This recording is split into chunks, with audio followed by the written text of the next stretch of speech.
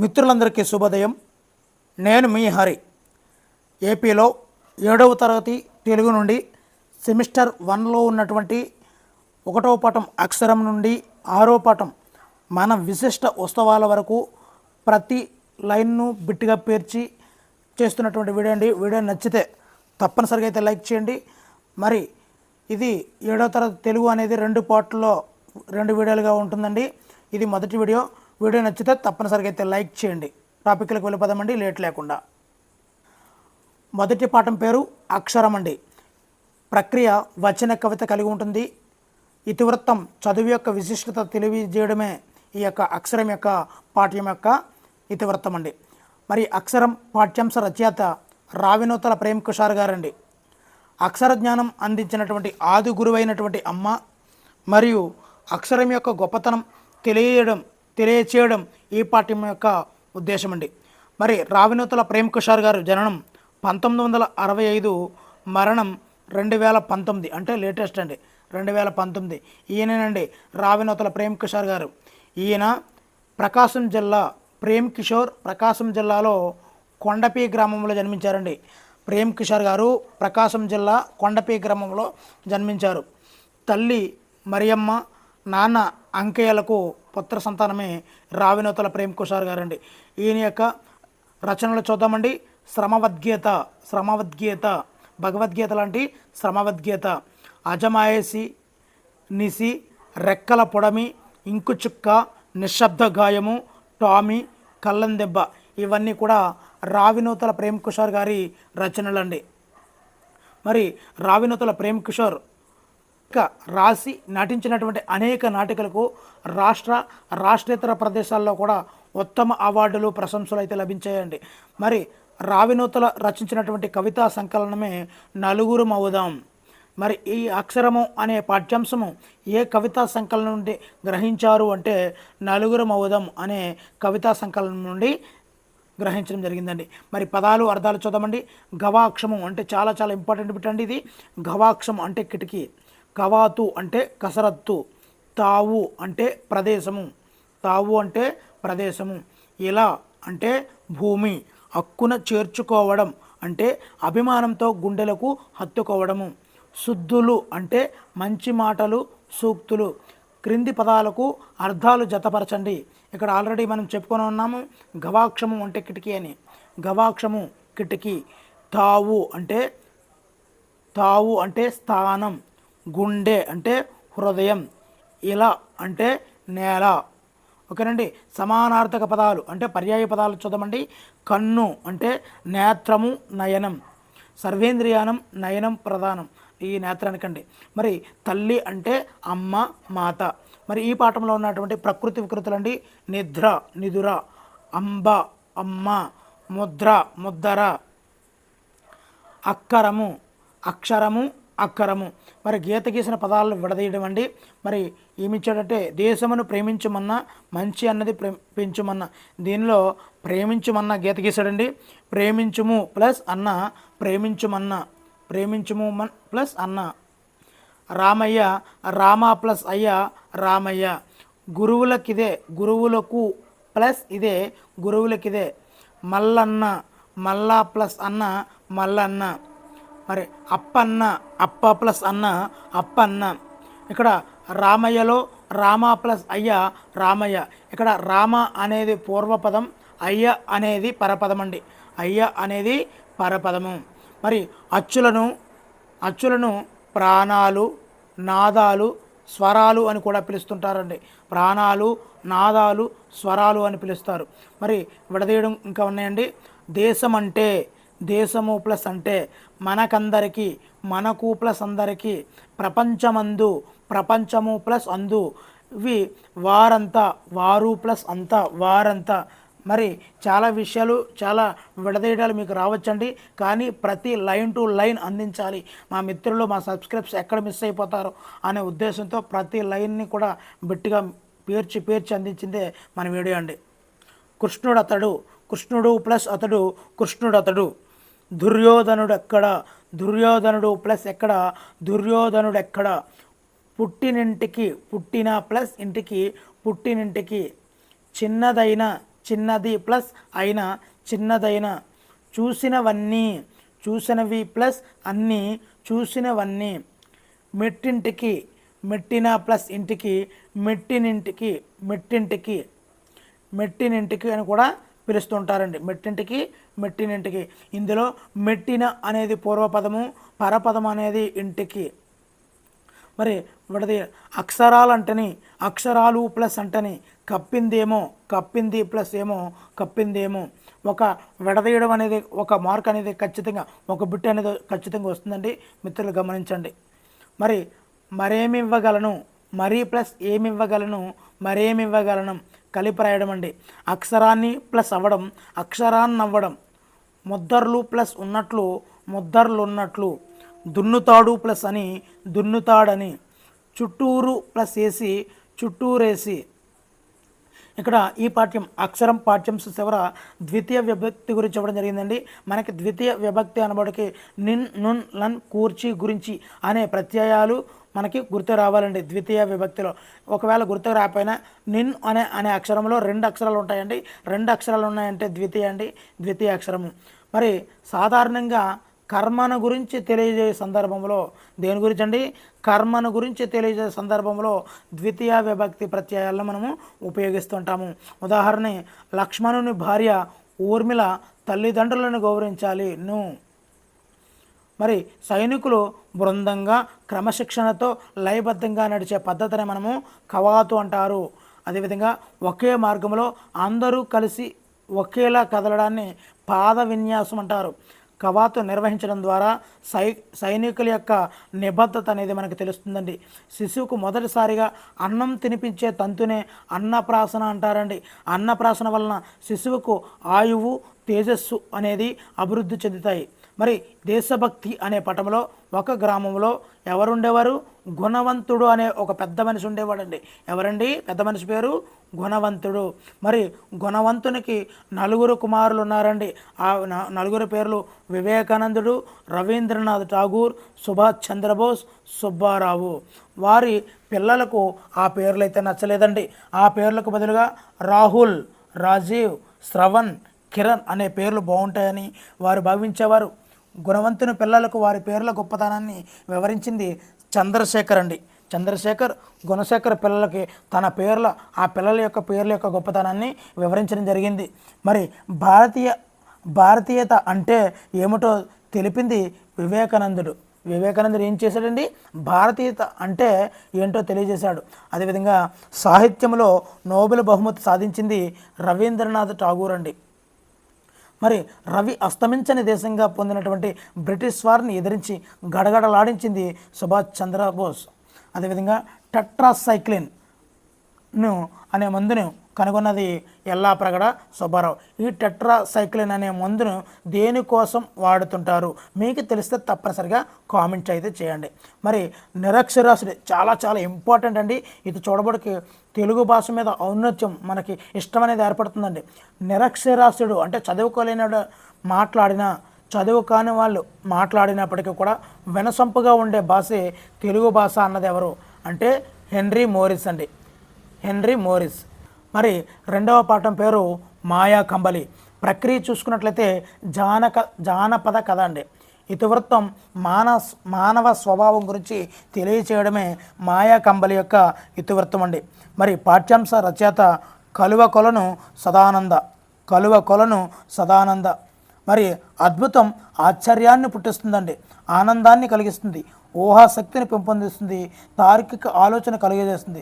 ఇలాంటి లక్ష్యాలను విద్యార్థుల్లో పెంపొందించడము మాయా కంబలి పాఠ్యాంశం యొక్క ఉద్దేశం అండి.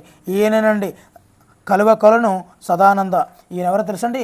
మాయా కంబలి పాఠ్య రచయిత అండి. మరి ఈయన 1939లో జన్మించి 2020 అంటే లేటెస్ట్గా అండి 2020లో మరణించడం అయితే జరిగిందండి. ఈయన ఒక ఉపాధ్యాయుడు అండి. ఈయన 1992లో ఉత్తమ ఉపాధ్యాయుడిగా ఎన్నుకున్నారండి. మరి ఈయన యొక్క రచనలు చూసుకున్నట్లయితే పిల్లల కథలు, శివానందలహరి అండి. ఏంటండి?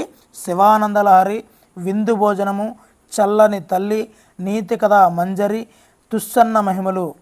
ఇవన్నీ కూడా ఈ కలువ కొలను సదానంద గారి రచనలు అండి. ఏంటంటే మరలా ఒకసారి చూసేద్దామండి. శివానంద లహరి కలువ కొలను. మరి ఆ కలువ పువ్వుల్లో శివానంద లహరిని తప్పిస్తూ ఆ కలువలో ఈ యొక్క శివుడిని తప్పిస్తూ కలువ పువ్వులు వికసిస్తున్నాయండి. విందు భోజనం, చల్లని తల్లి, నీతి కథ మంజరి, తుస్సన్న మహిమలు, ఇవన్నీ కూడా ఈ యొక్క కలువ కొలను సదానంద రచనలండి. పరాగ భూమి కూడా ఓకేనండి. కలువ కొలను గారు చందమామ కథలు, వార్తాపత్రికల్లో కథానికలు అయితే రాసేవారండి.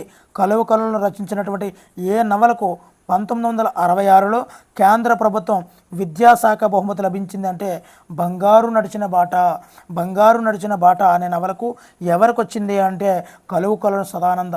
మరి సదానందకు ఎప్పుడు వచ్చింది అంటే 1966. మరి ఏ నవలకు వచ్చిందంటే బంగారు నడిచిన బాటకండి. మరి కలువ కొలను సదానంద రచించినటువంటి ఏ కథా సంపుటికి 1976లో ఆంధ్రప్రదేశ్ సాహిత్య అకాడమీ అవార్డు వచ్చిందంటే నవ్వే పెదవులు ఏడ్చే కళ్ళు. నవ్వే పెదవులు ఏడ్చే కళ్ళు అనే కథా సంపుటి ఎవరిది? కలువ కొలను సదానందకి. ఎప్పుడు వచ్చింది? 1976లో అండి. మరి ఈయన ఒక ఉత్తమ ఉపాధ్యాయుడు అండి. కలువ కొలను రచించినటువంటి ఏ పిల్లల నవలకు 2010లో కేంద్ర సాహిత్య బాల సాహిత్య అవార్డు వచ్చిందంటే అడవి తల్లి అనే పిల్లల నవలకు వచ్చిందండి.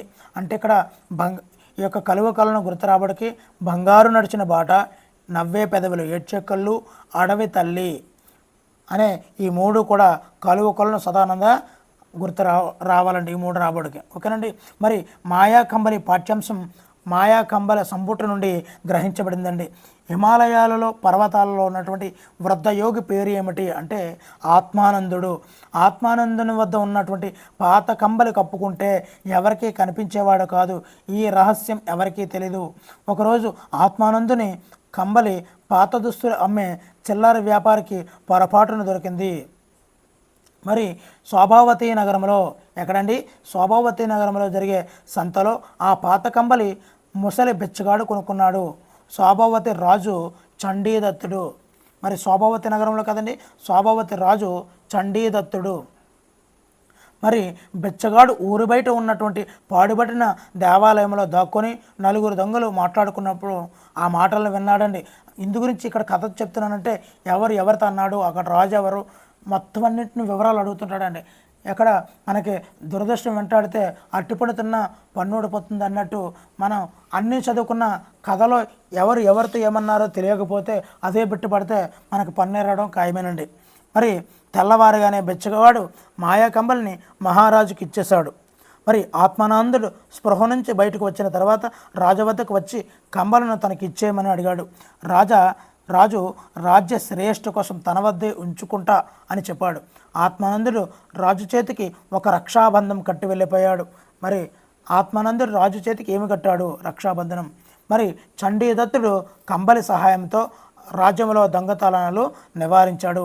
చండీదత్తుడు రాజనర్తకి నృత్యం చూసి మైమర్చిపోయి చంచలను ఏమి కావాలని అడిగాడు. రాజనర్తకి పేరు ఏమిటి? చంచల. చంచలకి చండీదత్తుడు ఏం చెప్పాడు అంటే ఏమి కావాలని వరం అడిగాడు.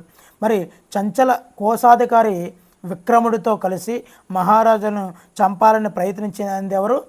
ఈ యొక్క రాజనర్తకి చంచలండి. మరి ఈ యొక్క ఆత్మానందుడు కట్టినటువంటి రక్షాబంధనం వలన రాజు చంచల విక్రముడి యొక్క మోసాన్ని ఈ రాజు చండీదత్తుడు గమనించగలిగాడు. ప్రతి ఇంట్లో ఎన్ని భాషలు నేర్చుకున్నా కూడా మాతృభాష విస్మరించకుండా ఉండాలి అని చెప్పింది గిడుగు రామూర్తి గారండి. మరి భాష నిత్యం ప్రవహించే స్రవంతి లాంటిది, జీవనదిలా ప్రవహించే గోదావరి. నన్నయ్య కాలం నాటి గోదావరి అయినా అందులో నీరు నిత్యం మారుతూనే ఉంటుంది అన్నది గిడుగు రామూర్తి గారండి. మరి ఈ పాఠ్యాంశం చివర ఉన్నటువంటి ప్రకృతి వికృతులు చూద్దామండి. ఆశ్చర్యం, అచ్చెరువు, రాత్రి, రాతిరి, రాజు, రేడు, ముఖము, మొగము, సుఖం ఇవ్వండి. మరి సమానార్థక పదాలు చూద్దామండి. అంటే పర్యాయ పదాలండి. పర్వతము, శైలము, గిరులు, రాజు, భూపాలుడు, నరేంద్రుడు, కరవాలం, ఖడ్గం, అసి. ఇక్కడ భ్రమక పదాలు అంటే ఏంటంటే ఖచ్చిక పదాలు అంటారండి. అంటే ఎటు తిరిగినా ఒకేలా ఉండాలి. అంటే ఫర్ ఎగ్జాంపుల్గా వికట కవి అనే పేరు ఉందనుకోండి, దాన్ని అటు తిప్పిన వికట కవి, ఇటు తిప్పిన వికట కవి, అలాంటి పదాలను మనము మరి భ్రమక పదాలు లేదా ఖచ్చిక పదాలు అంటారు. నటులు చేసేది నటన, ఇది ఒక ఖచ్చిక పదం. చింతకాయ రుచి పులుపు, ఇది కూడా భ్రమక పదమేనండి. మరి శరీరాన్ని కప్పిమించే వస్త్రమునకు మరొక పేరు వలువ, ఇది కూడా ఖచ్చిక పదమే. గాలి వెలుతురు కోసం ఇంటికి పెట్టేది కిటికీ, ఇది ఖచ్చిక పదమే. ఇది తీయడం అంటే నిద్రపోతున్నాడు కొనుకు. సముద్రంలో ఆల్చిప్పలో ఉండేది ముత్యము, ఇది కూడా ఖచ్చిక పదాలే. మరి పదాలు అర్థాలు చూద్దామండి. యథేచ్ఛ అంటే స్వేచ్ఛ, చౌక ధర తక్కువ ధర, అభ్యంతరం ఆటంకం, గొంగలి అంటే రగ్గు, ప్రశాంతత అంటే శాంతం, తిరుగుముఖం అంటే వెనుక ప్రయాణం కావడం, ప్రలోభ పెట్టడం అంటే లంచం ఇచ్చి వశపరుచుకోవడం, దురాశపరులు అంటే చెడ్డ ఆశ కలవారు. మరి కంటపడకుండా అంటే ఇతరులు గమనించకుండా. ఇక్కడ ఖచ్చిక పదాల ఆధారంగా జవాబులు అయితే రాయాలండి. మరి ఇంతకుముందు ఆల్రెడీ మనం చేసామండి. ఇక్కడ కర్త అంటే ఏమిటంటే మరి వాక్యములో ఇవ్వబడినటువంటి క్రియను ఎవరు ఏది అని ప్రశ్నించినప్పుడు వచ్చేదే కర్త. పోతన భాగవతం రచించారు. భాగవతాన్ని ఎవరు రచించారు అంటే అదే కర్త అండి, పోతన. ఓకేనండి. మరి కర్తను గుర్తించాలి. ఇక్కడ ఆత్మానందుడు కర్త అండి. మరి భిక్షగాడు అంటే ఇక్కడ కర్త అనేది భిక్షగాడండి. అదేవిధంగా విక్రముడు కత్తి పట్టుకొని రాజమందిరానికి వెళ్ళాడు, ఇక్కడ విక్రముడు కర్త అండి. ఓకేనండి. చండీదత్తుడు మరి సంహరించాడు అనేది క్రియ అండి, ఇది కర్మ అండి. భటులు చంచలను బంధించారు, భటులు కర్త, కర్మ చంచల, క్రియ బంధించారు. మరి విడదీసి రాయడం చూద్దామండి. రాముడు అతడు, రాముడు ప్లస్ అతడు, రాముడు అతడు. కొంచెమైనా, కొంచెము ప్లస్ అయినా, కొంచెమైనా. భావమేమి, భావము ప్లస్ ఏమి, భావమేమి. ప్రజలందరూ, ప్రజలు ప్లస్ అందరూ. నగరమంతా, నగరము ప్లస్ అంతా. కలవాడని, కలవాడు ప్లస్ అని. ఎవరైనా, ఎవరు ప్లస్ అయినా, ఎవరైనా. రాజైనా, రాజు ప్లస్ అయినా, రాజైనా. వీరుడతడు, వీరుడు ప్లస్ అతడు, వీరుడతడు. ఇక్కడ పై ఉదాహరణలో వీరుడు, డూలో ఊ ఉందండి, అంటే పూర్వస్వరం. దీన్ని పూర్వపదం అంటారు. పూర్వపదంలో ఉన్నటువంటి చివరి అక్షరంలో పలికే పదం పూర్వస్వరం అవుతుందండి. ఇక్కడ ఊ ఉందండి కాబట్టి ఉత్వసంధి అని పేరండి. ఓకేనండి. మరి ఏదైనా ఒక విషయాన్ని అనేక రకాలుగా తెలియచేస్తున్నారని తెలిపే పదబంధమే శతవిధాల ప్రయత్నిస్తున్నాము అంటారు కదా, అంటే అనేక రకాలుగా తెలియజేస్తున్నాడని శతవిధాల. తనకు తానే ఏదైనా చేయడం ద్వారా అలవాడే నేర్పునే స్వానుభావం అంటారండి. మరొకసారి చూద్దామండి. ఇది తనకు తాను ఏదైనా చేయడం ద్వారా అలవాడే నేర్పును స్వానుభావం అంటారండి.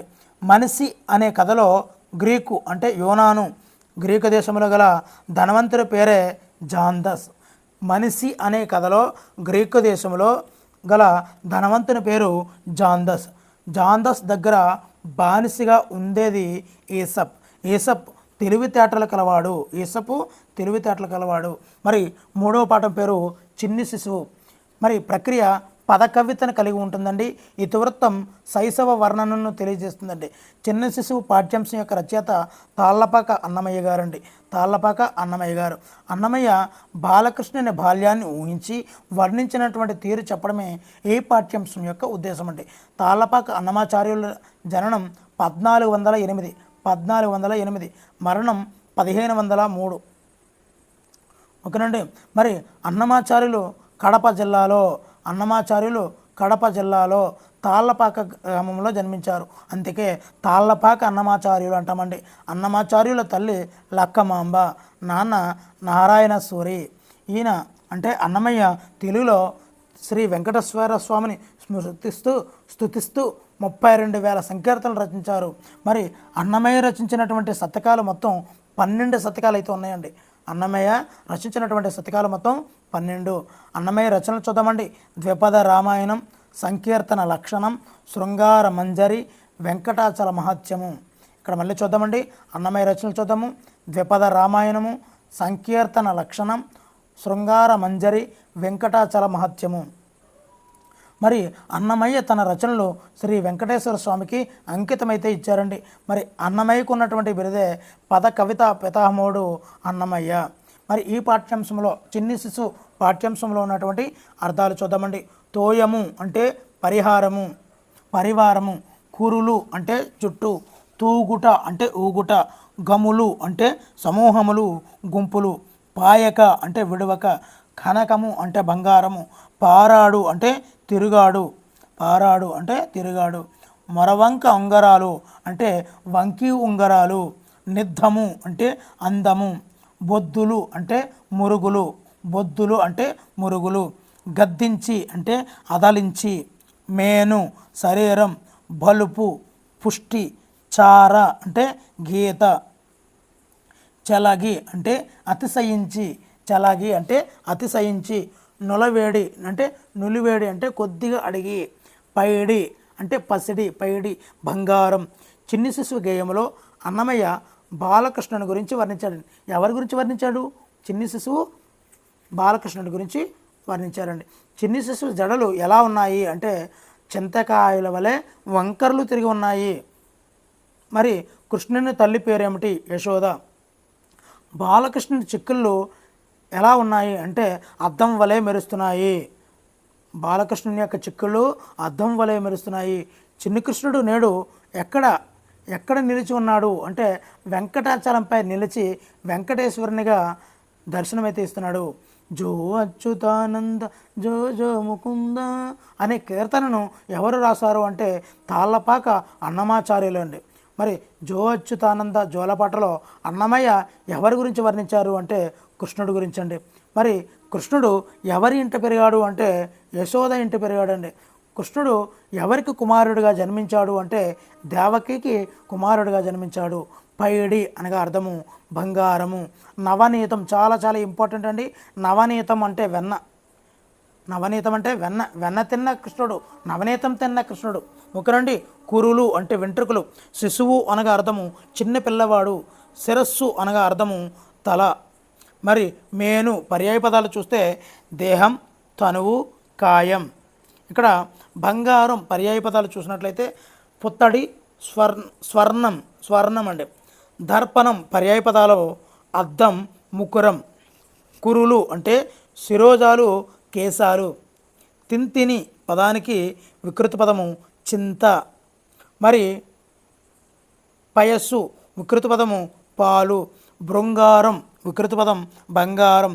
కృష్ణుడు వికృతి కన్నడు. చేష్ట వికృతి చేత. మరి విడదీసి రాయడం అండి.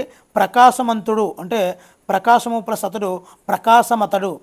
ఎందుకని, ఎందుకు ప్లస్ అని ఎందుకని. మీరెవరు, మీరు ప్లస్ ఎవరు మీరెవరు. మనసైన, మనసు ప్లస్ అయిన మనసైన. రాజు ఎక్కడ, రాజు ఎక్కడ, రాజు ప్లస్ ఎక్కడ రాజు ఎక్కడ. మాయమ్మ, మాయమ్మ, మా ప్లస్ అమ్మ మాయమ్మ. మాయయ్య, మా ప్లస్ అయ్య మాయయ్య. ఓయమ్మ, ఓ ప్లస్ అమ్మ ఓయమ్మ. దోత ఎత్తడు, దోత ఎత్తడు, దోత ప్లస్ ఎత్తడు దోత ఎత్తడు.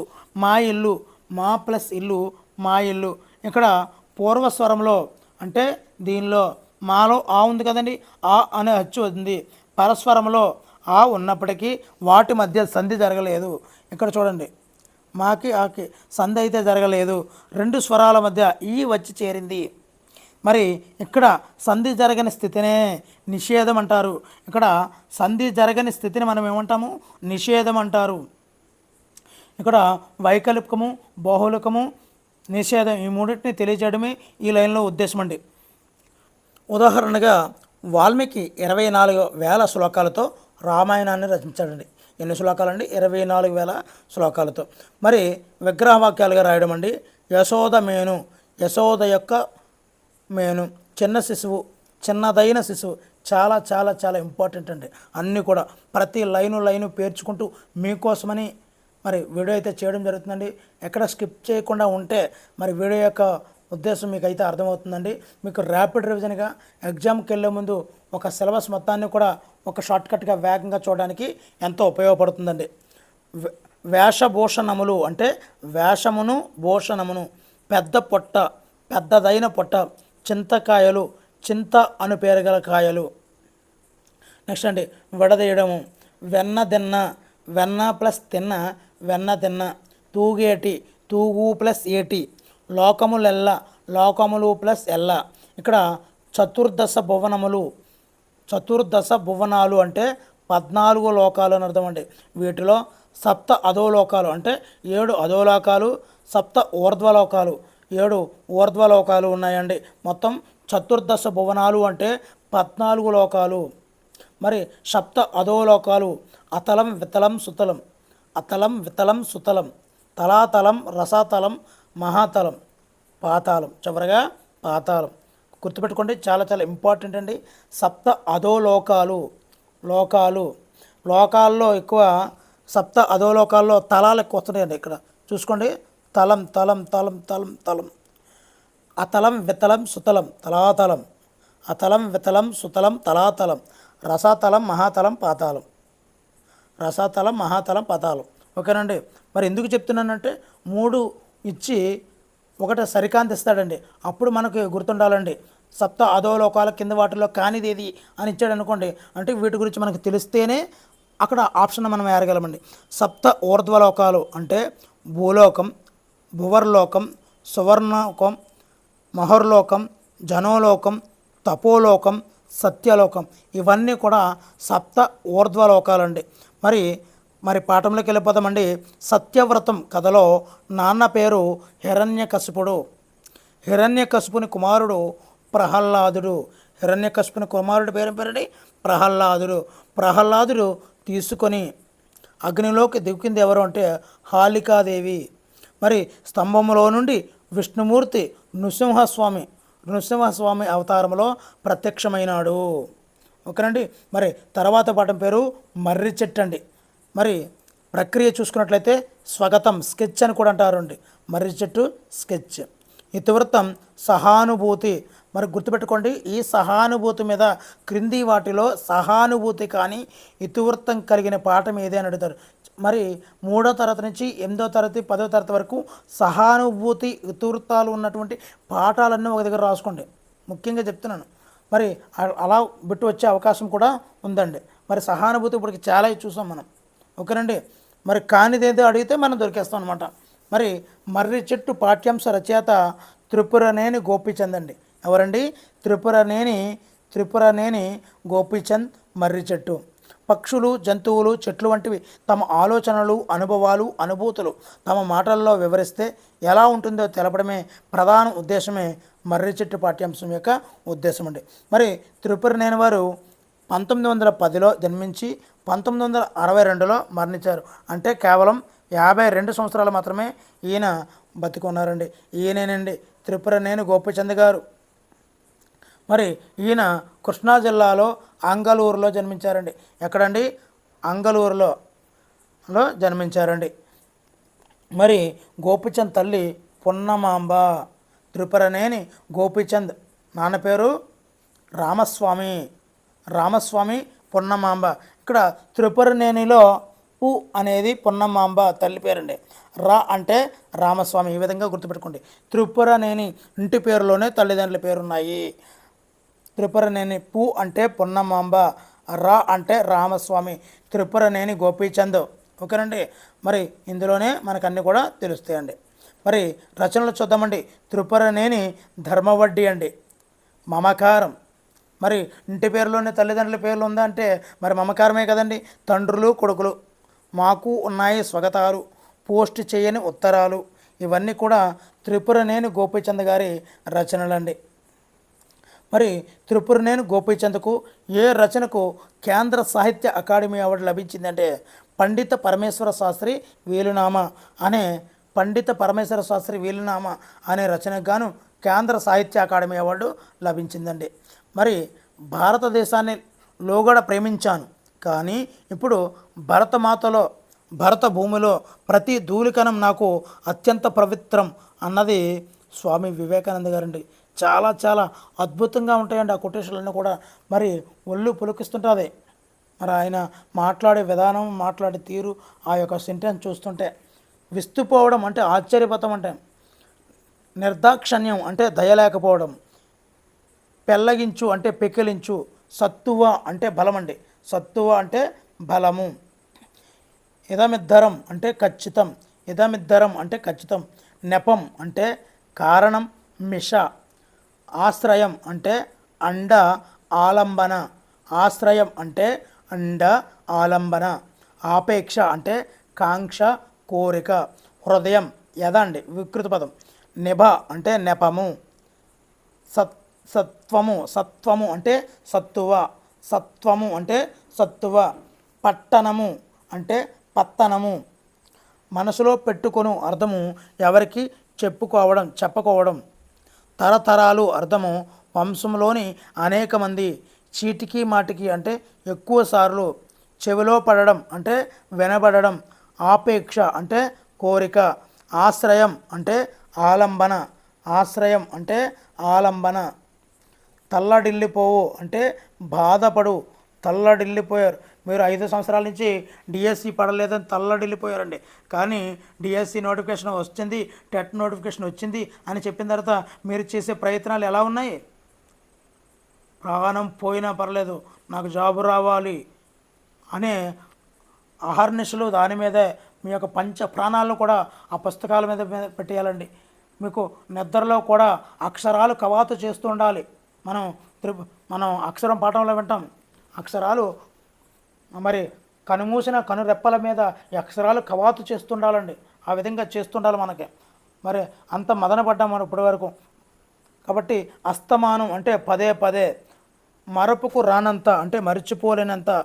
గొంతు నులమడం అంటే పేక నొక్కడం, చంపడము. ఉయ్యాలలూగు అంటే హాయిని అనుభవించు. ఆకతాయి పనులు అంటే అల్లరి పనులు అని అర్థమండి. మరి కాలక్షేపం అనే పదాన్ని సమయాన్ని వృధా చేసేటప్పుడు ఈ కాలక్షేపం అనే పదాన్ని ఉపయోగిస్తుంటారండి. హృదయ విదారకము అంటే మనస్సుకు చాలా బాధ కలిగినప్పుడు హృదయ విదారకము అనే పదాన్ని వాడుతుంటారు. గుండెలు అలసిపోయేటట్లు అంటే విపరీతంగా ఏడుస్తున్నా లేక బాధతో పరిగెడుతున్న సందర్భంలో గుండెలు అలసిపోయేటట్లు అనే పదాన్ని వాడుతుంటారండి. ముక్కు మీద వేలేసుకొని అంటే ఊహకందని పరిస్థితిని చూసి ఆశ్చర్యపడే వారి గురించి వివరించేటప్పుడు ముక్కు మీద వేలేసుకుంటారు అనే పదాన్ని వాడుతుంటారు. గుండె చెరువగు అంటే భరించలేనటువంటి దుఃఖం కలిగిన సందర్భంలో గుండె చెరువగు అనే పదాన్ని వాడుతుంటారండి. అదేవిధంగా హృదయం ముక్కలవ్వడము అంటే బంధానికి పూర్తి వ్యతిరేకంగా ఏదైనా కలిగినప్పుడు హృదయం ముక్కలవ్వడము. పొట్టన పెట్టుకును ఒకరి మరణానికి కారణమైన వారి గురించి వివరించే సందర్భంలో పొట్టన పెట్టుకున్నారు అని వాడుతూ ఉంటారండి. మరి సంస్కృతంలో రామాయణాన్ని రచించింది వాల్మీకి. సంస్కృతంలో భారతం రాసింది వేదవ్యాసుడు. మరి తెలుగులో శ్రీమద్ రామాయణ కల్పవృక్షాన్ని రచించింది విశ్వనాథ సత్యనారాయణ అండి. కల్పవృక్షం రచించింది విశ్వనాథ సత్యనారాయణ. తెలుగులో హరివంశం ఎర్రన. మరి తెలుగులో భాగవతం రాసింది పోతన. క్రింది పదాలను విడదీసి రాయండి. రామాయణము ప్లస్ని రామాయణాన్ని, భారతము ప్లస్ని, కల్పవృక్షము ప్లస్ని, హరివంశము ప్లస్ని, భాగవతము ప్లస్ని. వాల్మీకి సంస్కృతంలో రామాయణాన్ని రచించాడు. ఇక్కడ ఎవరు రచించారు అని చెప్తే అక్కడ మనకు వచ్చేదే కర్త. ఇలాంటి పదాల చివర విభక్తి ప్రత్యయం అయినటువంటి ని చేరుతుందండి. ఇక్కడ సకర్మకాలు అంటే కర్మ అంటే వాక్యాలలో క్రియకు ముందు ఎవరిని, దేనిని అనే దాన్ని ఉంచినప్పుడు అప్పుడు వచ్చే వాక్యాలనే సకర్మకాలు అంటారండి. ఇక్కడ ఉదాహరణగా మనం సకర్మకాలకు ఉదాహరణ చూసుకున్నట్లయితే కౌసల్య రాముని చూసి సంతోషించింది. ఇక్కడ క్వశ్చన్ వేయాలి మనం. కౌసల్య ఎవరిని చూసి సంతోషించింది? ఇక్కడ కర్మ రాముడు అంటే కర్మ ఉంటే సకర్మకాలు అని కర్మ ఉన్నటువంటి పదాలు ఉన్నట్లయితే సకర్మకాలు అంటారు. సుమిత్ర లక్ష్మణుణ్ణి ఆశీర్వదించింది. ఇక్కడ కర్మ లక్ష్మణుడు. కైకేయి భరతుని రాజుగా చూడదలిసింది. కర్మ భరతుడు. శత్రుఘ్నుడు శత్రువుల్ని జయించగలిగాడు. ఇక్కడ కర్త శత్రుఘ్నుడు అండి. కర్త శత్రుఘ్నుడు, కర్మ శత్రువులు, క్రియ జయింపగలడు. ఇక్కడ అకర్మకాలు అంటే క్రియ లేనటువంటి పదాలను సారీ అండి, కర్మ లేనటువంటి పదాలను అకర్మకాలు అంటారు. మరి ఇలాంటి వాక్యాలని అకర్మకాలు అంటారు. దశరథుడు మరణించాడు, దీనికి మరి ఇటువంటిది కూడా మనం రాయలేమండి. జటాయువు నేల కూలాడు, సూర్యుడు ఉదయిస్తున్నాడు, సంపాతి ఎగురుతున్నాడు, ఇవన్నీ కూడా అకర్మకాలు అండి. మరి ఈ పాఠ్యాంశం చివరిలో ఇకార సంధి గురించి ఇవ్వడం జరిగిందండి. అంటే పూర్వసారంగా, ఇప్పుడు మనం పూర్వ పదము పరపదం అంటామండి. పూర్వ పదములో చివరనున్నటువంటి పదము అక్షరము పూర్వస్వరం అండి. పూర్వస్వరం ఇకారం ఉండి దానికి ఏదైనా అచ్చు పరమైతే ఆ సంధి కార్యాన్ని ఇకార సంధి అంటారండి. అంటే పూర్వస్వరం ఇకారం ఉండాలి, పరస్వరము అచ్చు అయి ఉండాలి, అప్పుడు వచ్చే సంధి ఇకార సంధి. ఏమేమి, ఏమి ప్లస్ ఏమి, ఏమేమి, ఏమి అంటివి, ఏమి ప్లస్ అంటివి, ఏమంటివి. సంక్రాంతికింటికి, సంక్రాంతికి ప్లస్ ఇంటికి, సంక్రాంతికింటికి. మంచినెంచు, మంచిని ప్లస్ ఎంచు, మంచినెంచు. పదింతలు, 10 ప్లస్ ఇంతలు, పదింతలు. వానికెయ్యాడల, వానికిన్ ప్లస్ వెయ్యడల, వానికెయ్యడల. అమ్మగారింట్లో, అమ్మగారి ప్లస్ ఇంట్లో, అమ్మగారింట్లో. అత్తగారింట్లో, అత్తగారి ప్లస్ ఇంట్లో, అత్తగారింట్లో. చేతికందెడు, చేతికి ప్లస్ అందెడు, చేతికందెడు. చిన్నదైనా, చిన్నది ప్లస్ అయినా, చిన్నదైనా. లేనిదంటూ, లేనిది ప్లస్ అంటూ, లేనిదంటూ. ఇక్కడ కర్మను గుర్తించాలండి. నేను మరి కర్మ ఉందా లేదా, అకర్మక వాక్యమో సకర్మక వాక్యాలు అన్నది మనము గుర్తించాలి. నేను చెరువు గట్టునే పుట్టాను, ఇక్కడ ఇది అకర్మక వాక్యం అండి. నేను దగ్గరలో ఉన్న ఆకులతో ఆమెను కప్పడానికి ప్రయత్నించాడు, ఇక్కడ సకర్మక వాక్యం అండి. పక్షి కేరుమని అరిచింది, అక్కడ అకర్మక వాక్యం. ఇక్కడ మరి ఎన్ని విపరీతంగా చెప్పడానికి కారణం ఏంటంటే అకర్మక వాక్యము సకర్మక వాక్యము ప్రాబ్లం రాకూడదండి. అక్కడ ఉన్నటువంటి ఎగ్జాంపుల్ మొత్తాన్ని కూడా మీకు వివరించడం అయితే జరుగుతుందండి. పిట్టలు కొట్టేవాడు పక్షి కొడుకును పొడిచాడు, ఇది సకర్మక వాక్యం. మర్రి చెట్టు పాలు కాయలు ఎన్నో జబ్బులను నయం చేస్తుంది, ఇక్కడ సకర్మక అండి. మరునాడే వడ్రంగులను వెంటబెట్టుకొని వచ్చాడు, సకర్మక వాక్యం. ఆచరించి చూపాలి అనే కథలో గురువుగారి పేరేమిటి, రామకృష్ణ పరమహంస. ఆచరించి చూపాలి అనే కథలో గురువుగారి పేరు రామకృష్ణ పరమహంస. రామకృష్ణ పరమహంస దగ్గరికి ఒక తల్లి వచ్చి, మా అబ్బాయి ఎంత చెప్పినా తీపి తింటున్నాడు, మానిపించండి అని అడిగారు. ఒక వారం తర్వాత మరలా రమ్మని ఆయన పంపించారు గురువుగారు. వారం రోజుల తర్వాత మరొక వారం తర్వాత రమ్మని చెప్పారు. మరి రామకృష్ణ పరమహంస 2 వారాల సమయం తీసుకోవడానికి కారణం, రామకృష్ణ పరమహంస గారికి కూడా తీపి తినే అలవాటు ఉంది. ముందుగా తాను తినడం ఆపి ఆ తర్వాత పిల్లవాడికి తినవద్దని చెప్పారు. మరి వెన్నెలలో పడవ ప్రయాణం చేస్తూ వికసించినటువంటి మల్లెపూలను ఆగ్రహిస్తే కలిగే అనుభూతి తెలుగు భాష వింటున్నప్పుడు కలుగుతుంది అని చెప్పింది సుబ్రహ్మణ్య భారతి అండి. ఏం చెప్పారండి, వెన్నెలలో పడవ మీద ప్రయాణం చేస్తూ మల్లెపూల నుండి వచ్చే వాసనను పీల్చుకుంటూ ఆ అనుభూతి ఎంతైతే ఉంటుందో అలాంటి అనుభూతి తెలుగు భాష వింటున్నప్పుడు కూడా ఉంటుంది అని చెప్పింది సుబ్రహ్మణ్య భారతి గారండి. మరి నెక్స్ట్ పద్య పరిమళం అండి. నెక్స్ట్ పదము పద్య పరిమళం. ప్రక్రియ శతకం. ఇతివృత్తం నైతిక విలువలు పెంచడం అండి. మరి లోకములో మంచి చెడులను, లోక ధర్మాలను, లోకరీతులను తెలియజేసి విద్యార్థులతో నైతిక విలువలు పెంపొందించి వారిని ఉత్తమ పౌరులుగా తీర్చిదిద్దడం ప్రధాన ఉద్దేశంగా గల పాఠమే పద్య పరిమళం అండి. భాగవతాన్ని ఎవరు రచించారు అంటే పోతన గారండి. భాగవతాన్ని రాసింది పోతనామాత్యుడు. మరి కుమార శతకం రచయిత పక్కి అప్పల నరసయ్య. భాస్కర శతకం మారద వెంకయ్య. కాళికాంబ సప్తసతి పోతులూరు వీరబ్రహ్మేంద్ర. గువ్వల చెన్న శతకము గువ్వల చెన్నడు. సుభాషిత రత్నావళి రచయిత ఏనుగు లక్ష్మణ కవి.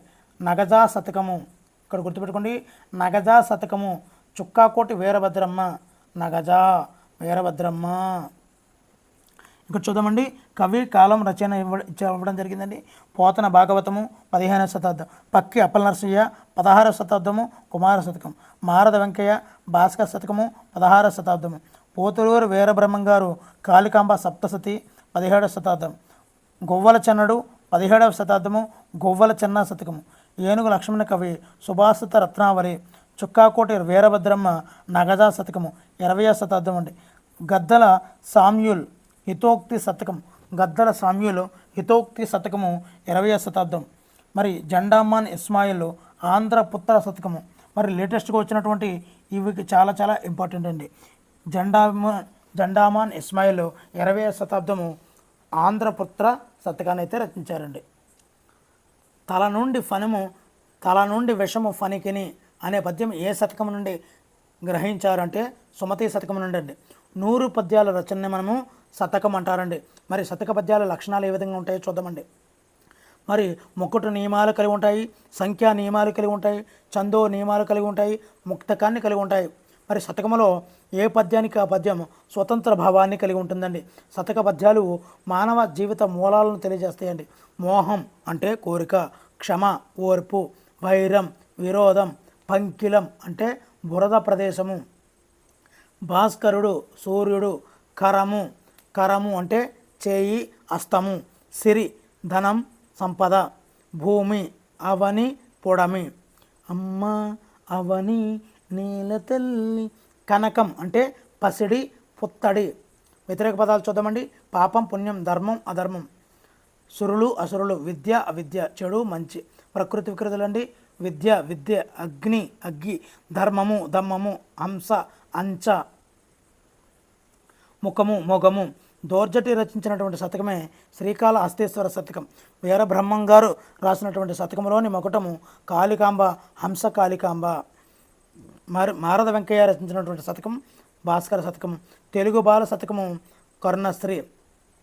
కంచర్ల గోపన్న దాశరథి కరుణాపయోనిధి, కంచర్ల గోపన్న దాశరథి శతకం. సుమతి శతకము బద్దెన, సుమతి శతకము బద్దెన. నార్ల చిరంజీవి తెలుగు పూల శతకము. సిరిసిరి మువ్వ శ్రీశ్రీ, సిరిసిరి మువ్వ శ్రీశ్రీ. కాళికాంబ సప్తసతి. మరి శతక మకుటంలోని పక్షి కాళికాంబ, హంస కాళికాంబ హంస. సుభాషిత రత్నావళి శతకకర్త పేరులోనే జంతువు మరి ఏనుగు. ఉకార సంధి గురించి చూద్దామండి. పూర్వపదం చివర ఉన్నటువంటి ఉకారానికి అచ్చుల పరమైతే, ఉకారానికి అచ్చుల పరమైతే ఇక్కడ ఉకార సంధి లేదా ఉత్వ సంధి అనేది ఏర్పడుతుంది. జనులు, లు అంటే ఉకారము ప్లస్ ఇక్కడ అచ్చు వస్తుంది కాబట్టి ఇక్కడ ఉకార సంధి అని మనం చెప్పుకోవచ్చు. జనులు ప్లస్ ఎల్ల జనులెల్ల. దెబ్బలకు ప్లస్ ఓర్చి దెబ్బల కోర్చి. సొమ్ములు ప్లస్ అగును సొమ్ములగును. సూర్యుడు ప్లస్ ఒక సూర్యుడొక.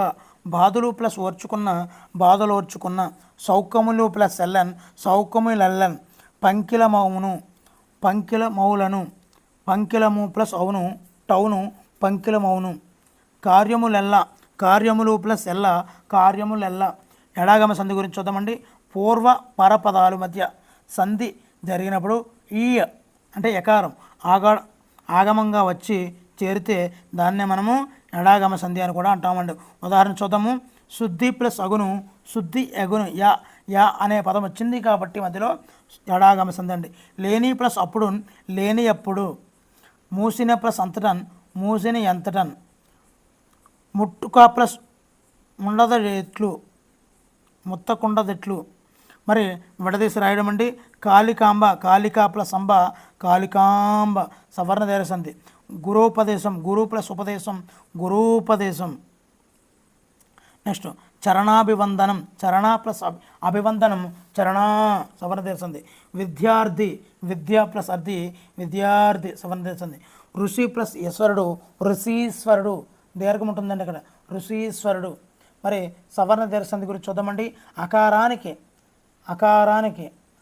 అంటే ఆయు ఊరులకు అవే అచ్చులు ఏర్పడితే వాటి దీర్ఘము ఏకాదేశం అవుతుంది. ఇదే సవర్ణ దీర్ఘ సంధి అండి. ఓకేనండి. మరి ఇక్కడ ప్రత్యయాలు చూద్దామండి. వృద్ధజనుల యొక్క సేవ వృద్ధ సేవ వృద్ధజనుల యొక్క సేవ. పరులను తిట్టనూరు అంటే మరి నువ్వు వచ్చింది కదండి. నిన్నున్నాను కూర్చి గురించి ద్వితీయ విభక్తి. సుత్తి దెబ్బలకు ఓర్చి కినుకుని యొక్క లోన్ లోపల షష్ఠి విభక్తి. ఎందున్నన్ సప్తమి. ఓ ఆంధ్రపుత్రుడా మేలుకో అంటే ఓ ఓరి ఓయి ఓసి సంబోధన ప్రథమ విభక్తి. చేత విద్య చేత వర్ధిల్లము, చేతం చేతితో ఆడంతో తృతీయ విభక్తి. ఆవానిని ని ఆవానిని రక్షింపుము, డు ము ఊలు ప్రథమ విభక్తి. క్షమ వలన సిరి కలుగును, వలనని కంటెను పట్టి పంచమి. కొరకు కొరకొనకై చతుర్థి విభక్తి. మరి ఇక్కడ ఆగమం అంటే ఏంటో చూద్దామండి. పూర్వ పరస్పరాలకు మధ్యలో అదనంగా వచ్చి చేరడాన్నే ఆగమం అంటారు. ఈ అదనంగా వస్తే ఎడాగమం, ట్ అగమంగా అదనంగా వస్తే టొకాగమం, అర్ర అదనంగా వస్తే రుగాగమం. ఉదాహరణ చూసినట్లయితే మాయమ్మ, మా ప్లస్ అమ్మ మాయమ్మ, ఇది ఎడాగమ సంధి అండి. దుక్కి ప్లస్ ఎద్దు దుక్కిటెద్దు, ఇది టొకాగమ సంధి అండి. చిగురు ప్లస్ ఆకు చిగురు టాకు, టొకాగమ సంధి అండి. మరి గుణవంత ప్లస్ ఆలు గుణవంతురాలు, రుగాగమ సంధి అండి. ఆదేశం అంటే పూర్వపదాలు కలిపినప్పుడు ఒక అక్షరం తొలగించి వేరొక అక్షరం వచ్చి చేరడాన్నే ఆదేశం. ఇందాక చెప్పుకుంది ఆగమం, ఇది ఆదేశం. కూర ప్లస్ కాయలు, ఇక్కడ కా ప్లస్లోకి గా అనేది ఆగమంగా వచ్చిందండి. గుర్రము ప్లస్ కళ్ళెము, గుర్ర మూ తీసేసి పూ వచ్చిందండి. గుర్రపు పల్లెం, గుర్రపు కళ్ళెం. కాలు ప్లస్ చెయ్యి, కాలు చేతులు. నెక్స్ట్ అండి చతుర్థి విభక్తి గురించి ఈ పాఠ్యాంశం చివరిలో ఇవ్వడం జరిగిందండి. మరి కొరకున్ కై అనే ప్రత్యయాలు ఉంటే దాన్ని చతుర్థి విభక్తి అంటారండి. ఇక్కడ పనిని ఉద్దేశించి చేసే క్రియలు కలిగిన వాక్యాలలో చతుర్థి విభక్తి అనేది వస్తుందండి. ఆధునిక కాలంలో కొరకు ప్రత్యయానికి బదులుగా కోసం అనే పదాన్ని వాడుతున్నారండి. మరి రాముని కొరకు బలి 3 అడుగుల నేల దానం చేశాడు. దశరథుడు పుత్ర సంతానం కోసం పుత్ర కామేష్టి యాగం చేశాడు. కొరకు. సూర్యోదయం కొరకు పద్మాలు వేచి ఉన్నాయి. శ్రీకృష్ణుని తండ్రి పేరు ఏమిటి? వసుదేవుడు. వసుదేవుని తండ్రి పేరు ఏమిటి? సూర్యుడు. సూర్యుడు. మరి శ్రీకృష్ణుడు సూర్యుడికి మనవడు అవడం వల్ల, శ్రీకృష్ణుడు సూర్యుడికి మనవడు అవడం వల్ల శ్రీకృష్ణుడికి సౌరి అనే పేరు వచ్చిందండి. మరి భవమోహ పాసములు అనగా భావము, మోహము, పాసము అని అర్థమండి. భవము అంటే పుట్టిక, ఉనికి. మోహము అంటే వలపు, భ్రాంతి. పాసము అంటే త్రాడు, బంధము. పుట్టుకతో వచ్చే కోరిక సంబంధ బాంధవ్యాలను భావమోహ పాసములు అంటారండి. పుట్టుకతో వచ్చే కోరిక సంబంధ బాంధవ్యాలను భావమోహ పాసములు అంటారండి. ఆశాపాత్ర కథలో విశాల రాజ్యానికి రాజు పేరేమిటి అంటే ఇంద్రసేనుడు. ఇంద్రసేనుడు. మరి మహారాజు బిచ్చగానితో ఏమి కావాలో కోరుకోమని అడగగా, నేను కోరుకున్నది మీరు ఇవ్వలేరు అని బిచ్చగాడు మహారాజుతో అన్నాడు. మహారాజు తన పరివారంతో వెండి వరహాలు తెచ్చి బిచ్చగాని పాత్రలో పోయమని ఆదేశించాడు. పోసినవన్నీ అవన్నీ కూడా పాత్ర నుండి అదృశ్యం అయిపోతున్నాయి. సూర్యాస్తమయం అయ్యే సమయానికి మహారాజు బిచ్చగాడికి ఏది ఇవ్వలేక ఈ మాయ ఏమిటని బిచ్చగాడిని అడగగా, ఈ పాత్ర ఆశాపాత్ర అని, అది మానవ కపాలంతో తయారయ్యిందని తెలిపాడు. ఈ ఆశాపాత్ర దేంతో తయారైందండి? మానవ కపాలంతో. మనిషి నైజం ఎలా అయితే ఒకటి లభించిన వెంటనే మరొకటి కోరుకుంటుందో, ఈ పాత్ర కూడా అంతే అని తెలిపాడు. మరి మనిషి నైజం వలె ఒకటి లభించిన వెంటనే మరొకటి కోరుకునే పాత్ర పేరేమిటి అంటే ఆశాపాత్ర అండి. మరి తేనె కన్నా మధురం రా తెలుగు, ఆ తెలుగు మా కాంతి వెలుగు అన్నది ఆరుద్ర. తేనె కన్నా మధురం రా తెలుగు అని చెప్పింది ఆరుద్ర. మరి ఈ పాఠ్యాంశంలో 6వదండి మన విశిష్ట ఉత్సవాలండి. మరి తెలుగు రాష్ట్రాల్లో జరిగే వివిధ ఉత్సవాలు ఆ ప్రాంతాల్లో ప్రజల చరిత్ర, సంస్కృతి, సాంప్రదాయాలను తెలియజేస్తాయండి. మరి దానిలో మన విశిష్ట ఉత్సవాల్లో మొదటిది సిరిమానోత్సవం గురించి చూద్దామండి. సిరిమాను అంటే సంపదలు ఇచ్చే చెట్టు అండి. ఉత్తరాంధ్ర ప్రజల ఇలవేల్పు పైడి తల్లి అమ్మవారు. ఉత్తరాంధ్ర ప్రజల ఇలవేల్పు పైడి తల్లి అమ్మవారు. పైడి తల్లి అమ్మవారి సిరిమానోత్సవం ఏ జిల్లాలో ఉంది అంటే విజయనగరం జిల్లాలో జరిగింది. ఉత్సవం చారిత్రక కథలో విజయనగరాన్ని పరిపాలించినటువంటి విజయరామరాజు ఒకసారి యుద్ధానికి బయలుదేరితే అతని యుద్ధానికి వెళ్ళవద్దని బతిమాలినటువంటి అతని చెల్లి పేరు పైడిమాంబ. పైడిమాంబ మాట వినకుండా యుద్ధానికి వెళ్ళినటువంటి విజయరామరాజు ఎవరి చేత వధింపబడ్డాడు అంటే తాండ్ర పాపారాయుడి చేత వధింపబడ్డాడు. ఓకేనండి. మరి అన్న మరణ వార్త విన్న పైడమాంబ పెద్ద చెరువులో దూకి ఆత్మార్పణ చేసుకుంటుంది. కొంతకాలానికి పైడమాంబ స్నేహితులకు కలలో కనబడి తాను పెద్ద చెరువులో విగ్రహమై వెలుస్తానని చెప్పింది. బెస్తవారు వలలతో గాలించి అమ్మవారి విగ్రహాన్ని బయటికి తీశారు. చెరువు గట్టుపై పైడితల్లి అమ్మవారిని ప్రతిష్ఠించారు. విజయదశమి తర్వాత వచ్చే మొదటి మంగళవారం పైడితల్లి అమ్మవారి విగ్రహ ప్రతిష్ఠ చేశారు. ప్రతి సంవత్సరం కూడా సిరిమానోత్సవం ఏ రోజున నిర్వహిస్తారంటే దసరా తర్వాత వచ్చే మొదటి మంగళవారం. మరి సిరిమానోత్సవం జరగడానికి 15 రోజుల ముందుగానే పైడితల్లి అమ్మవారు సిరిమాను ఎక్కడి నుంచి తేవాలో ఆలయ పూజారి ధర్మకర్తలకైతే తెలియజేస్తుంటాడండి. మరి 60 అడుగుల పొడవుతో ఉండే సిరిమాను చివర ఆసనం అయితే ఏర్పాటు చేస్తారు. ఆసనంలో ఈ పూజారిని అయితే కూర్చోబెడతారు. గుడి పూజారిని పైడిమాంబ అమ్మవారి ప్రతిరూపంగా భావిస్తుంటారండి. ఈ ఊరేగింపు ఆలయం నుండి విజయనగర రాజప్రసాదం వరకు 3 సార్లు అయితే జరుపుతుంటారండి. ఈ ఊరేగింపు సమయంలో సిరిమానుకు ముందు భాగంలో నడిచేవి బెస్తవారి వల, అంజలి రథం, దేవతల రథం అండి. మరి ప్రతిదీ కూడా ఇంపార్టెంట్ అనే ఉద్దేశంతో రాయడం జరిగిందండి, మిత్రులు గమనించాలి. మరి జాతరలో భాగంగా అమ్మవారి ఘటాలు రాజమహల్కు తీసుకువెళ్తారు. తిరిగి గుడికి చేరుకుంటారు. జాతర జరిగే సమయంలో పూజారి భక్తులకు ధాన్యపు గింజలు ఇస్తారు. వాటిని తమ పొలాల్లో మొదటి విత్తిగా నాటుకుంటుంటారండి. రెండవది మన విశిష్ట ఉత్సవాల్లో రెండవది గుణదల మేరీమాత ఉత్సవం అండి. దక్షిణ భారతదేశంలో ఉన్న పెద్ద చర్చిల్లో గుణదల చర్చి ఒకటండి. గుణదలలో మేరీమాత విగ్రహం ఫ్రాన్స్ దేశంలోని లోర్డు నగరంలో ఉన్నటువంటి మేరీమాత విగ్రహాన్ని పోలి ఉంటుందండి. ఫ్రాన్స్ మరియు గుణదలలో విగ్రహాలు గుహలలో ఉన్నాయి. మరి గుణదల మేరీమాత ఉత్సవాలు ప్రతి సంవత్సరం కూడా ఎప్పుడు జరుగుతాయంటే ఫిబ్రవరి నెలలో 9, 10, 11 తేదీల్లో ఈ మేరీమాత ఉత్సవాలు జరుగుతున్నాయి. లూర్దు నగరం శివారులో కొండ దిగువకు చెరకు వేరుకోవడానికి వెళ్ళినటువంటి బెర్నాడెట్ అనే బాలికకు మేరీమాత కనబడి మాట్లాడిన రోజే ఫిబ్రవరి 11. గుణదలలో మేరీమాత ఉత్సవాలు 1924 సంవత్సరం నుండి ఫిబ్రవరి 11నే మేరీమాత ఉత్సవాలు అనేది జరుపుతుంటారు. 1924 అంటే అదే సంవత్సరంలో బ్రిటిష్ ప్రభుత్వం గుణదలలో స్థాపించినటువంటి అనాథ శరణాలయం పేరే సెయింట్ జోసెఫ్ ఇన్స్టిట్యూట్.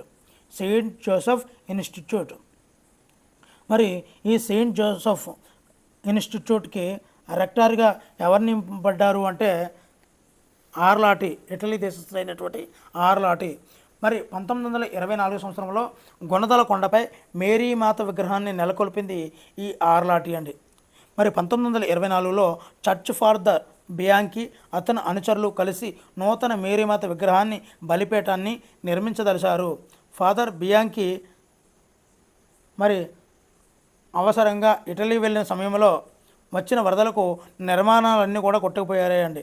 మరి బియాంకి ఇటలీ నుంచి తిరిగి వచ్చేసరికి 1947లో చర్చి నిర్మాణం అయితే పూర్తి అయ్యిందండి. మరి కొండ కింద ఉన్నటువంటి గుహ నుండి కొండపై ఉన్న శిలువ వరకు మెట్ల మార్గాన్ని అభివృద్ధి పరిచారండి. మరి ఈ కాలబాటలో క్రైస్తవులు పవిత్రంగా భావించే వయాడో లరోసా అనే 14 స్థలాల విశిష్టతను తెలిపే జీవిత కట్టడాలను అయితే ఏర్పాటు చేస్తారండి. మరి గుణదలలో నవంబర్ నుండి డిసెంబర్ వరకు జరిగే ప్రత్యేక ప్రార్థనలకు రాష్ట్రం నలుమూలల నుండి క్రైస్తవ భక్తులు వేలాదిగా వస్తుంటారండి. తర్వాతది కోటప్పకొండ ప్రబల తిరణాలు అండి. మరి ఆంధ్రప్రదేశ్లో గల ప్రసిద్ధ శైవ క్షేత్రాల్లో అంటే శివుని యొక్క క్షేత్రాల్లో ఒకటి కోటప్పకొండ గుంటూరు జిల్లాలో నరసరావుపేటలో ఉందండి. గుంటూరు జిల్లా నరసరావుపేటలో ఈ కోటప్పకొండ ఉంది. కోటప్పకొండ ఎల్లమంద కొండకావూరుకు మధ్య గల ప్రాంతమే కోటప్పకొండ అండి. కోటప్పకొండ 1500 ఎకరాల వైశాల్యము, 8 మైళ్ళ చుట్టుకొలతతో ఈ ప్రాంతం అయితే విస్తరించిందండి. ఎంత వైశాల్యం అండి? 1500 ఎకరాల వైశాల్యం అండి. కొండ మధ్యలో గల తీర్థమే పాపనాశనం. ఈ పాపనాశనం తీర్థం శివుడు స్వయంగా తన త్రిశూలంతో కొట్టగా ఏర్పడిందని, దీనిలో స్నానాలు చేస్తే పాపాలు పోతాయని భక్తులు నమ్మకంగా ఉంటారండి. కోటప్పకొండ ఎటువైపు నుంచి చూసినా కూడా త్రికోటములు అంటే శిఖరాలు అయితే కనిపిస్తుంటాయండి. వీటి మీద 3 శివలింగాలు ఉన్నాయి. అందుకే కోటప్పకొండను త్రికూటాచలంగా పిలుస్తుంటారు. కోటప్పకొండను త్రికూటాచలంగా పిలుస్తూ ఉంటారు. మరి కోటప్పకొండలో ఉన్నటువంటి శివుణ్ణి త్రికూటేశ్వరుడు అని అంటారు. కొండ కింది భాగంలో ఉన్నటువంటి గుడి గొల్లబామ గుడి అండి. కోటప్పకొండ కింది భాగంలో ఉన్నటువంటి గుడి గొల్లబామ గుడి. గొల్లబామ గుడి పరమ భక్తురాలైనటువంటి ఆనందవల్లిదండి. ఎవరిది? ఈ గొల్లబామ గుడి ఆనందవల్లిది. మరి భక్తులు గొల్లబామ గుడిని ముందు సందర్శించిన తర్వాత కోటగినైతే సందర్శిస్తుంటారండి. మరి స్థల పురాణం ప్రకారముగా దక్షయజ్ఞం తర్వాత శివుడు కోటప్పకొండలో 12 సంవత్సరాల బాలుడిగా అవతరించాడు అని చెప్పుకుంటుంటారండి. స్థల పురాణం ప్రకారంగా శివుడు కోటప్పకొండలో శ్రీ మేధ దక్షిణామూర్తి రూపంలో నివసించాడు. ఈ కోటప్పకొండలో శివుడు ఎలా నివసించాడండి? శ్రీ మేధ దక్షిణామూర్తి రూపంలో నివసించాడు అని ప్రజలు నమ్మకంగా ఉంటున్నారు.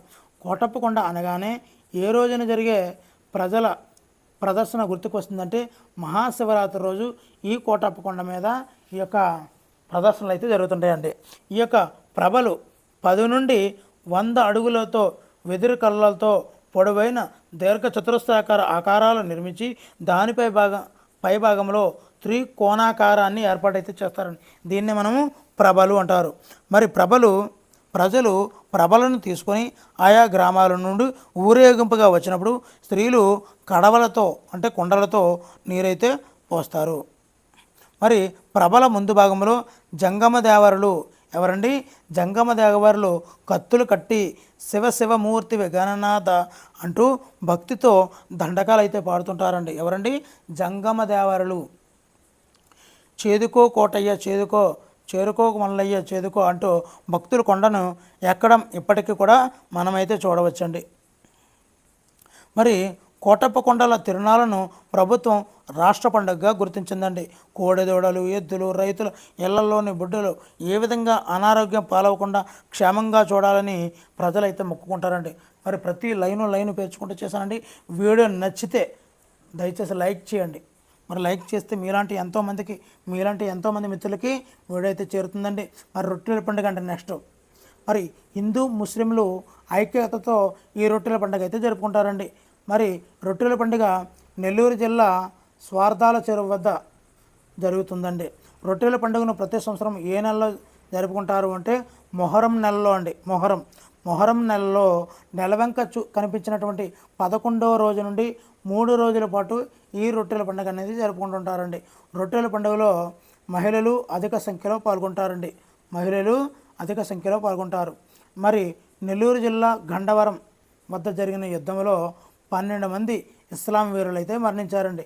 వీరు ముండాలను వారు గుర్రములు దర్గామిట్ట చెరువు వద్దకు చేర్చగా అక్కడే దహనం చేశారు. కాలక్రమంలో ఈ 12 ముండాలకు స్థానికులు సమాధులు అయితే నిర్మించారండి. ఈ సమాధులు నిర్మించిన ప్రాంతానికి బారా షహీద్ అని పేరు పెట్టేశారండి. మరి బారా అంటే 12, షహీద్ అంటే వీరుడు. బారా షహీద్ అంటే 12 మంది వీరులు అని అర్థం అండి. మరణించినటువంటి 12 మందిలో 7 తలలు మాత్రమే యుద్ధం జరిగిన చోట కనిపించాయండి. ఈ తలలు లభించినటువంటి ప్రదేశాన్ని సాతో సహీబ్ అని కూడా పిలుస్తుంటారండి. సాతో షహీద్. మరి నెల్లూరును పరిపాలించినటువంటి ఆర్కాట్ నవాబు భార్య తీవ్ర అనారోగ్యంతో ఉన్న సమయంలో మరి దుర్గామట్ట చెరువు వద్ద నివసిస్తున్నటువంటి రజక దంపతులకు 12 మంది యుద్ధ వీరుల కళ్ళలో కనిపించి సమాధులపై ఉన్నటువంటి మట్టిని రాజు భార్యకు లేపనంగా పూస్తే అనారోగ్యం తగ్గుతుందని చెప్తారు. రజక దంపతులు ఈ విషయం రాజగురువు ద్వారా రాజుగారికి చేరవేస్తారు.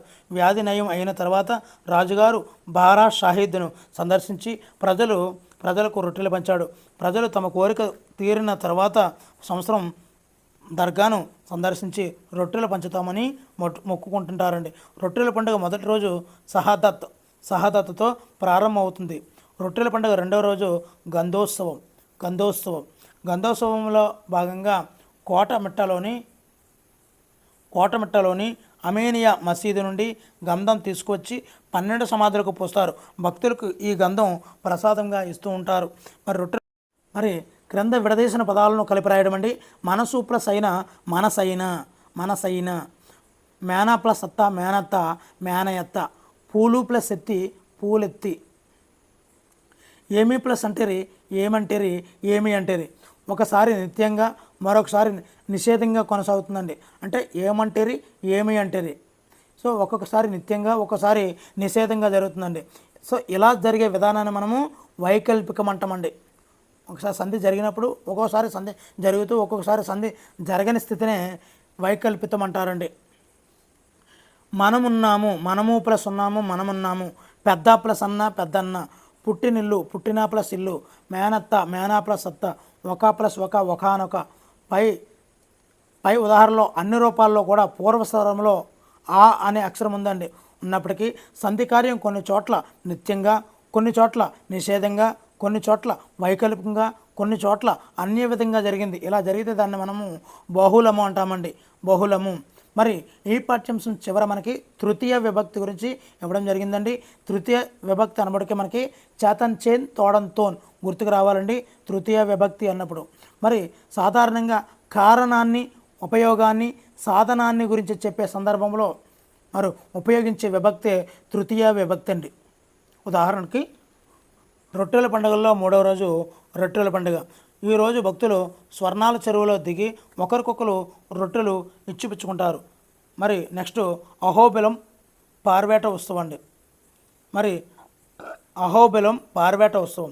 హరినామమే కడు ఆనందకరము అని పూజలు చేసింది ప్రహ్లాదుడండి. ఎవరండి? ప్రహ్లాదు. మరి ప్రహ్లాదుడు ఎవరి కొడుకో తెలిస్తే మీరు తప్పనిసరిగా కామెంట్ అయితే చేయండి. మరి ప్రహ్లాదుని రక్షించుటకు అహోబిలంలో నరసింహునిగా వెలసింది శ్రీ మహావిష్ణువు అండి. మరి అహోబిలం ఎక్కడ ఉంది అంటే కర్నూలు జిల్లాలో ఉంది. స్వామివారి రూపాన్ని చూసి దేవదానవులు అహోబిలం అహోబిలం అని ఆశ్చర్యపోయారు. అహోబిల నరసింహస్వామి దేవేరి చెంచులక్ష్మి. మరి ప్రతి సంవత్సరం కూడా అహోబిలం నరసింహస్వామి కళ్యాణ ఉత్సవం ఏ రోజున జరుగుతుందంటే పాల్గొన శుద్ధ పౌర్ణమి రోజు అండి. అహోబిలంలో సంక్రాంతి వరకు దేవాలయంలో ఉన్న స్వామివారు కనుమ నాడు ఉత్సవమూర్తిగా దేవాలయం బయటకు వస్తారు. అహోబిలం చుట్టుపక్కల ఉన్నటువంటి 35 గ్రామాలలో 41 రోజుల పాటు స్వామివారు ప్రతి ఇంటిని సందర్శించి పాల్గొన శుద్ధ పౌర్ణమి నాడు జరిగే తన కళ్యాణోత్సవానికి రమ్మని ఆహ్వానం అయితే ఇస్తుంటారండి. ఇన్ని రోజులు 41 రోజుల పాటు అండి. ఈ విధంగా స్వామివారు గ్రామాలు సందర్శించడంను పార్వేట ఉత్సవం అంటారండి. ఆయా గ్రామాలలోని ప్రజలు తమ ఆస్తులను స్వామివారు చూసుకుంటారని నమ్ముతారు. పారువేట అంటే ఒక దేవ ఉత్సవము. పారువేట. మరి పరి అనగా గుర్రం, వేట అనగా దుష్ట శిక్షణ, శిష్ట రక్షణ కోసం జరిగేదే. మరి 600 సంవత్సరాల నుండి పారివేట ఉత్సవాలు ఎన్ని సంవత్సరాల నుంచి జరుగుతున్నాయని అడుగుతాడండి. 600 సంవత్సరాల నుండి. స్వామివారి కళ్యాణ ఉత్సవాన్ని స్వయంగా బ్రహ్మదేవుడు జరిపించాడు. స్వామివారి కళ్యాణాన్ని ఎవరు జరిపించారు అంటే బ్రహ్మదేవుడు. ఈ క్షేత్రంలో కొండపై ఉగ్ర నరసింహునిగా, కొండ దిగువన శాంతమూర్తిగా, మొత్తం క్షేత్రం అంతా 9 రూపాయలలో నవ నరసింహులుగా స్వామివారు కొలువై ఉన్నారండి. శ్రీ మహావిష్ణువు నరసింహుని అవతారంగా ఉద్భవించినటువంటి స్తంభం కూడా ఇచ్చట ఉన్నదండి అహోబిలంలో. మరి 108 వైష్ణవ క్షేత్రాలలో అహోబిలం ప్రసిద్ధమైనటువంటి 97వ క్షేత్రమే అహోబిలము. అహోబిలంలో స్వామివారి కళ్యాణోత్సవానికి ఆంధ్రప్రదేశ్తో పాటు కర్ణాటక, తమిళనాడు నుండి కూడా భక్తులు అధిక సంఖ్యలో పాల్గొంటున్నారండి. మరి తర్వాత లేపాక్షి ఉత్సవాలండి. లేపాక్షి ఉత్సవాలు అనంతపురం జిల్లాలో ఉందండి. లేపాక్షి ఉత్సవాలు రాష్ట్ర పర్యాటక రంగ అభివృద్ధికి ఎంతగానో దోహదపడుతున్నాయి. లేపాక్షి ఉత్సవాలు ప్రతి సంవత్సరం కూడా ఫిబ్రవరి, మార్చి నెలల్లో ఏమైనా అనుకూలమైనటువంటి 2 రోజుల్లో నిర్వహిస్తుంటారండి. మరి ఈ ఉత్సవాల్లో లేపాక్షి ఆలయానికి సంబంధించినటువంటి యక్ష హరి కథా గానాలను ప్రదర్శిస్తుంటారండి. మరి లేపాక్షిలో అనేక ఆలయాలు, కట్టడాలని నిర్మించింది విజయనగర రాజులండి. లేపాక్షిలో విజయనగర రాజులండి. మరి లేపాక్షి పట్టణంలోని ప్రవేశించినప్పుడు దేశంలోని అతిపెద్ద శిలానంది టీవీగా పర్యాటకులు ఆహ్వానం పలుకుతున్నట్టు ఉంటుందండి. మరి ఈ ఏకశిలా నందినే లేపాక్షి బసవయ్య అంటారండి. ఈ లేపాక్షి బసవయ్య 8.1 మీటర్ల పొడవు, 4.5 మీటర్ల ఎత్తు ఉంటుందండి. లేపాక్షి బసవయ్య మెడలో పూసల హారాలు గంటలు ఉంటాయండి. లేపాక్షి బసవయ్య మెడలో పూసల హారాలు గంటలు ఉంటాయండి. లేపాక్షి బసవయ్య విగ్రహము రిక్కించిన చెవులతో లేచి ఊరకబోవడానికి కాళ్ళను సరిచేసుకుంటున్నటువంటి భంగిమలో ఉంటుంది ఈ యొక్క లేపాక్షి బసవయ్య అండి. మరి మెడలో వేలాడే 2 గరుడ పక్షులు, వాటి ముక్కను వేలాడే ఏనుగులు ఉంటాయి. లేపాక్షి బసవన్నను ఉద్దేశించి లేపాక్షి బసవయ్య లేచిరావయ్య కైలాస శిఖరమున మరి కడిలి రావయ్య అనే పాటను రాసింది అడవి బాపిరాజు గారు అండి. అడవి బాపిరాజు గారు. లేపాక్షి విగ్రహానికి సమీపంలో మధ్య యుగం నాటి నిర్మాణ కళలతో కూడినటువంటి వీరభద్ర స్వామి ఆలయం అయితే ఉందండి. ఇచ్చట ఉన్నటువంటి ఆలయాన్నే లేపాక్షి ఆలయం అంటారండి. ఈ ఆలయంలో శివకేశవులకు భేదం లేదని చెబుతూ శివకేశవులను ఎదురుగా ప్రతిష్ఠించారు. మరి లేపాక్షి ఆలయంలో వెలిసినటువంటి మూల విరాట్ వీరభద్రుడు. ఇదే ఆలయంలో స్తంభంపై దుర్గాదేవి విగ్రహం కూడా ఉందండి. గణపతి, నాగేంద్రుని పెద్ద రాతి విగ్రహాలు పర్యాటకులను అయితే ఆకర్షిస్తున్నాయండి. లేపాక్షి ఆలయంలో చిత్రించినటువంటి రామాయణం, మహాభారత, శివపురాణం, శివపార్వతుల కళ్యాణం, దశావతారాలు మొదలైనవి చూడవలసిందే. లేపాక్షిలో వేలాడే రాతి స్తంభం ఇక్కడ మరొక ప్రత్యేకత. వేలాడే రాతి స్తంభం ఎక్కడ ఉందని అడుగుతాడండి. లేపాక్షిలో రాష్ట్ర ప్రభుత్వం ప్రతి సంవత్సరం ఇచ్చట లేపాక్షి ఉత్సవాలు అయితే నిర్వహిస్తుందండి. పద విజ్ఞానం చూద్దామండి, అంటే అర్థాలండి. మరి అంచిత అంటే గౌరవింపదగిన, పంకిలం బురద గలది, అకస్మాత్తు ఉన్నటువంటి, అంటే ఇప్పటి వరకు టర్మ్ 1లో ఉన్నటువంటి మొత్తం అర్థాలను చూసేద్దామండి. పరిచర్య అంటే పూజ, ఆరాధన, సేవ. అక్కు అంటే రొమ్ము, గుండె. పాయక అంటే విడువక. అణువు అంటే స్వల్పం. పారాడు అంటే పిల్లలు ప్రాకు. అదృశ్యం అంటే కనిపించనిది. పాసం బంధం. అప్ప నాన్న. పృథివీ భూమి. అపేక్ష కోరిక. పైడి బంగారం. అభివాదం నమస్కారం. ప్రదక్షిణం ఎడమ నుండి కుడివైపుకు గుండ్రంగా తిరగడాన్ని ప్రదక్షిణం అంటారు. అభ్యంతరం ఆటంకం. ప్రలోభం లోబర్చుకోవడానికి వేసే వల. అవని భూమి. బలుపు బలము. పుష్టి. అక్షరం నశింపు లేనిది. బాకు కత్తి. ఆచారం నడవడి ఆచరణ. బాహ్యము బయట వెలుపల. ఆనవాయితీ ఆచారం సాంప్రదాయం. బుద్ధులు పండితులు. ఆశ్రయం ఆధారం. బొద్దు లావైన అస్తభరణ విశేషం. ఇలా నేల. భంగం ఆటంకం. ఇలవేల్పు కులదైవం. ఇలవేల్పు కులదైవం. భంగిమ తీరు అంగవిన్యాసం. రుణం అప్పు. భవము పుట్టిక. బౌధల అంటే తల శిరస్సు. భ్రష్టుడు చెడినవాడు. కంబలి గొంగలి. మలినం మురికైనది. కనుమ కొండల నందు. మహత్తు గొప్పతనం. కరము చెయ్యి. మార్జనం అంటే తుడుచుకొనుట, తోమడం. కల స్వప్నం. మిళితం అంటే కూడుకొనిన కలిసిన. కవాతు కసరత్తు. ముచ్చట కోరిక. కల్మషం కష్మలం అంటే మలినం మురికి. ముప్పు ఆపద. కుదుటపడు స్థిమితపడు తేరుకొను. మైత్రి స్నేహం. కురులు వెంట్రుకలు జుట్టు. ముంగురులు మొక్కు నమస్కరించు. ఖననం పాతిపెట్టుట తవ్వడం.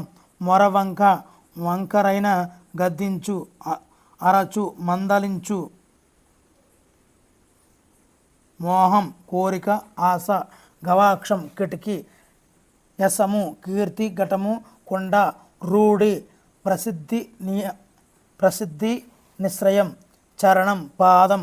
రిక్కించు నిక్కపొడుచు. చారలు గీతలు. లేపనం పూత అలకడం.